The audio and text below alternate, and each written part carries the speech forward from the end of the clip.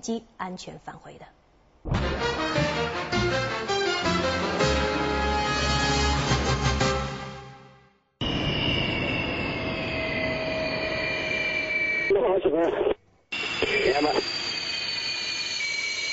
3月13点54分，李峰接到起飞命令后，驾驶歼10战机升空进行战术科目训练。5分钟后，飞机到达4500米高空，开始实施高空尖头、俯冲、拉升等一连串战术动作。就在这时，一个意想不到的情况发生了。当时告警就3声，就是警告、警告、警告，然后屏显示警告字样，响了3次，大概在4秒钟，它就熄灭了。李峰立即意识到飞机发动机随时会发生空中停车，失去动力。我这时候立即这个改变坡度，这个上升高度，利用匀速上升到高度4500，指挥员令我返场，并把大飞机都调整好。我这时候距机场大概是54公里。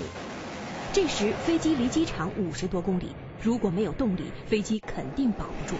趁着飞机发动机还在工作，李峰立即报告指挥员，请求返场。我们退出。什么原因？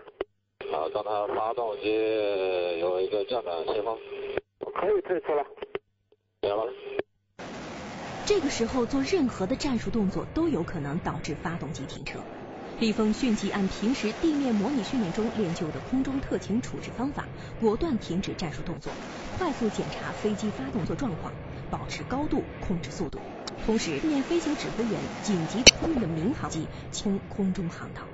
把这些保持高度140啊。明白。现在是多少公里？7公里。好的，看到跑道了吧？对呀，我这个降转灯有亮了。14点13分16秒，随着告警灯的再次闪亮，李峰发现机载屏显画面和数据随即全部消失，出现黑屏。这时候我就认为这个发动机可能要停车，就立即压坡度，这个加入这个起落航线。在加入起落航线接近这个反着陆航向时候，这个发动机这个声音就开始减小，这个耳机中就有警告。这时候检查这个发动机的转速下降，发动机的停车。发动机停车了。停车了对吧？对。随即，由于发动机停车，机上电源自动从交流电向电瓶切换，造成通信中断。现在怎么样？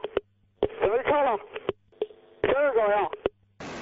按照空军有关规定，飞机高度在2000米以下遭遇空中停车，飞行员可以弃机跳伞。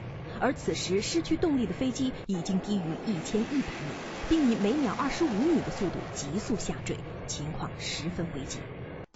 首先一个我就想了，我不能就是说盲目的这个跳伞。航技当然底下这个有我们的一个师范学校在我们底下，还有这个一个燕山中学，还有一个我们就是说我们这个一个部队。这个营区在这个地方，如果要当时跳伞的话，由飞机接地后爆炸，可能引起更大的伤害。李峰义无反顾地选择了滑翔迫降，他迅速调整好飞机姿态，借助惯性空滑转弯，对准机场跑道。此时中断了20秒的无线电通讯突然恢复。飞动了没有？可以放起落架，看能不能传递迫降。可以的，我看。与此同时，机场上消防车、救护车和地面保障人员严阵以待。同在空中飞行的其他战友主动保持无线电静默，把有限的无线电通讯空间让给李峰和指挥员。放起落架，现在放起落架，起落架放好。对方向下降的高度，在这方向放伞，在这可以放伞了，放伞，拉引擎，拉引擎放伞。此时落地的飞机液压动力急剧下降，减速伞无法放出，前起落架未锁住，自动收起，机头下沉。李峰凭借娴熟的技术应急刹车，并死死地稳住飞机。现在速度小一点，拉到底。